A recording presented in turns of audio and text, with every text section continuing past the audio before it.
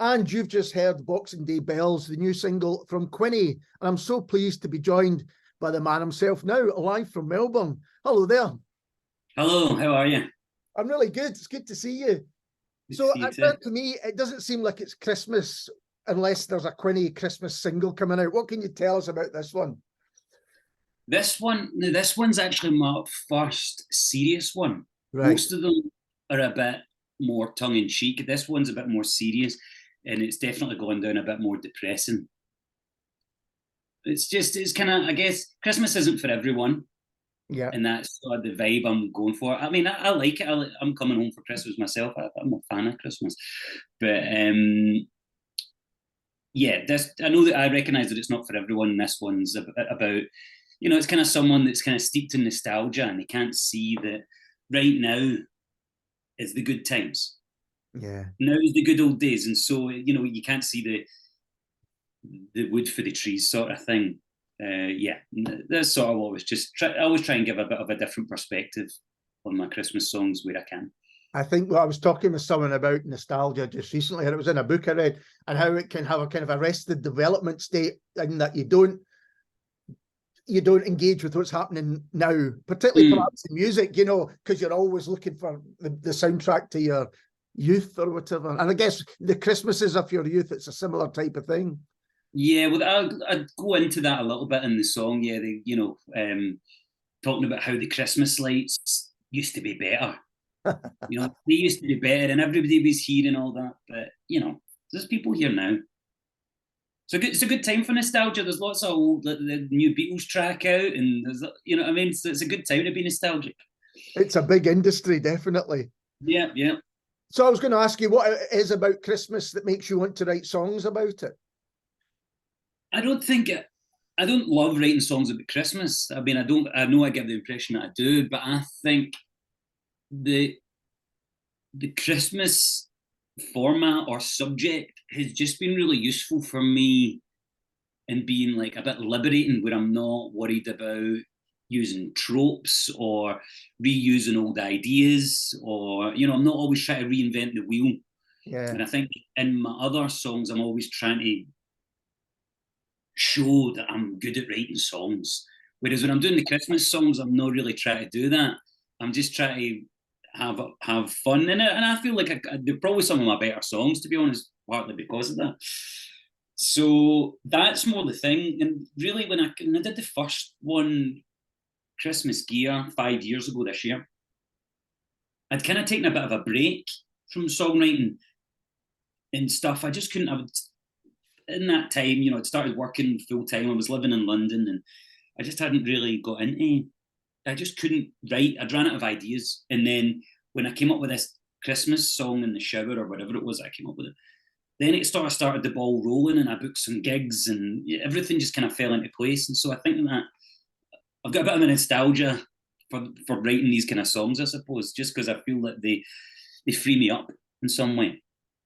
That's interesting. Do you feel that instead of an expectation of someone listening to a Quinny song, there's an expectation of them listening to a Christmas song, and that's a kind of wider, that allows you to, the focus isn't on you, it's almost on the subject. Yes, somewhere I think deep down, though, I mean, no one's got any expectation of any Quinny songs because probably no one's heard them. But yeah, I think there is that. I think I feel like I'm representing myself more when I'm writing my own songs, and then I'm willing to can I get over myself a little bit when I'm writing the Christmassy stuff. And man, some of it is hard to get people to listen to, though, because they're like, recently I was trying to find a drummer. Yeah. To play the gig here in Melbourne, and people were like, "Oh, I don't like Christmas songs," and I was like, "Well, they're not really Christmas songs," and they're like, they just weren't into it, and I'm like, "It's not religious today." So but anyway. And do you have your own favourite Christmas tunes? It's a bit of an obvious question, but I thought I would ask it anyway. I used to really love "Lonely This Christmas" by Mud. I think that's been a big inspiration. Yeah, because it's a kind of downer song, isn't it? It's a real. Yeah. I think when I first heard that, in fact, I heard somebody, not even when I first heard it, I knew it for years, but when I seen somebody doing it for karaoke once, and I was just like, that's so funny that's a big Christmas song and it's such a downer. And yeah, and I think I just get into that. There are definitely other ones that I love. I mean, I love the last year here. I did a medley of a bunch of Christmas songs because they don't have Christmas number ones here. Well, they do, but it's not the same. And so, yeah, we played like Last Christmas and a bunch of other ones. I love Wonderful Christmas Time by McCartney, and yeah. And you've just reminded me, I spent a Christmas in Perth, Australia, and it was one of the weirdest things ever because it was 40 degrees. But they still had Santas and they still had Christmas trees and they had all the kind of Western ideas of what Christmas is, but you were sweltered. Is that the experience you've had? Yeah, well, my song, My December, is sort of inspired by that. I mean, it's about global warming. I've framed it like global warming.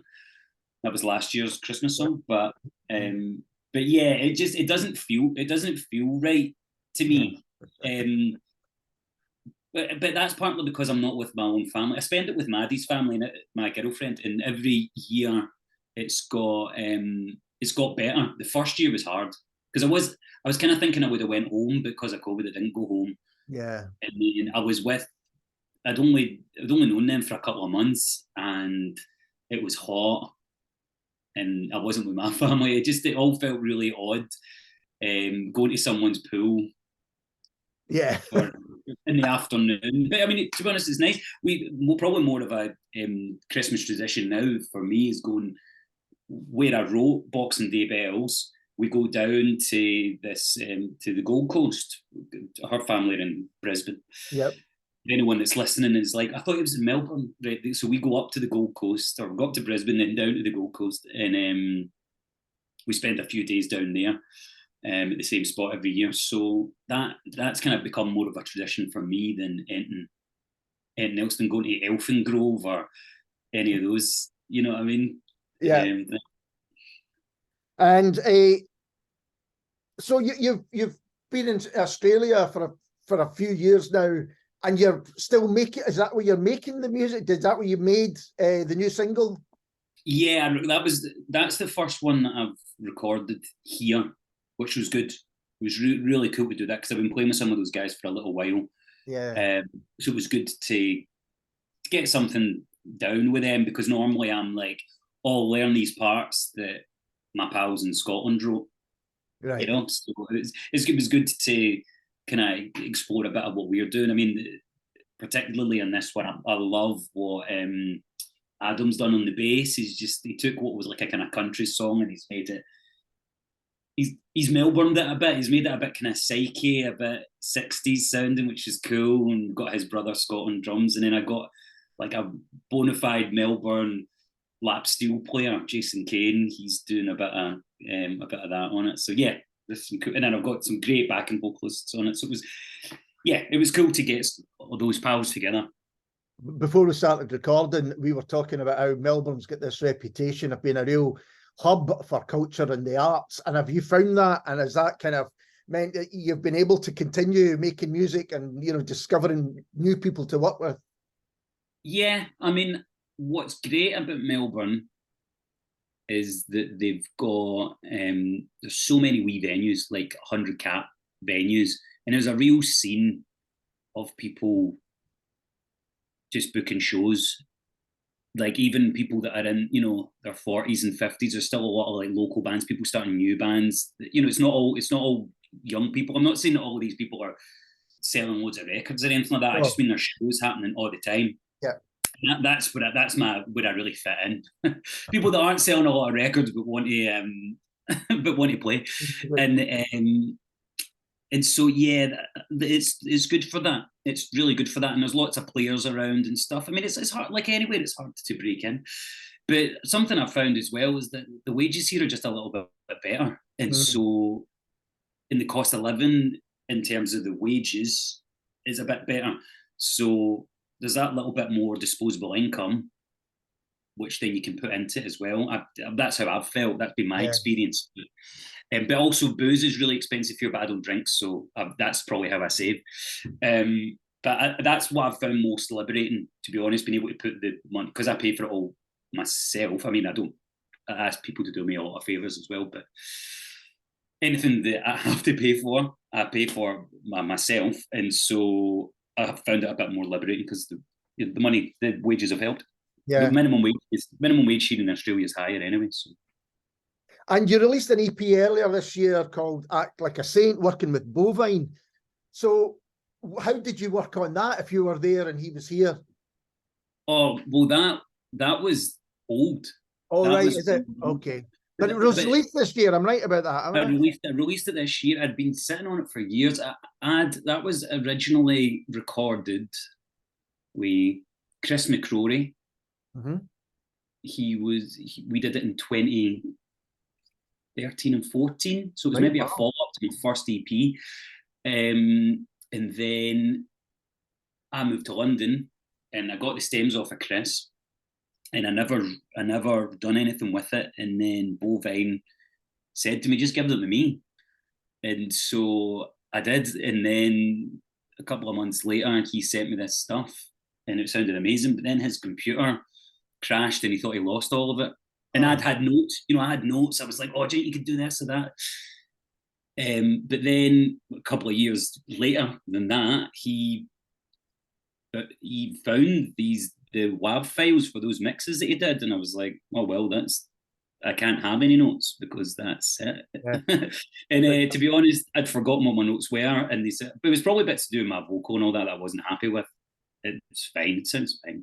It's as good as I was going to do it, but yeah. And so then I was kind of sitting on them because I hadn't been playing that much, and then I started the Christmas stuff, and then I thought, well, this year I'm actually gigging a bit. I've gigged a bit more this year than I had in other years, so. And I thought with the 10 years of since the first EP and all of that, I thought this is probably the year to put it out. So that's how that worked. But it was all done mostly remotely. I think I redid the vocals at his house, right, in like 2016 or 17 when I was living in London.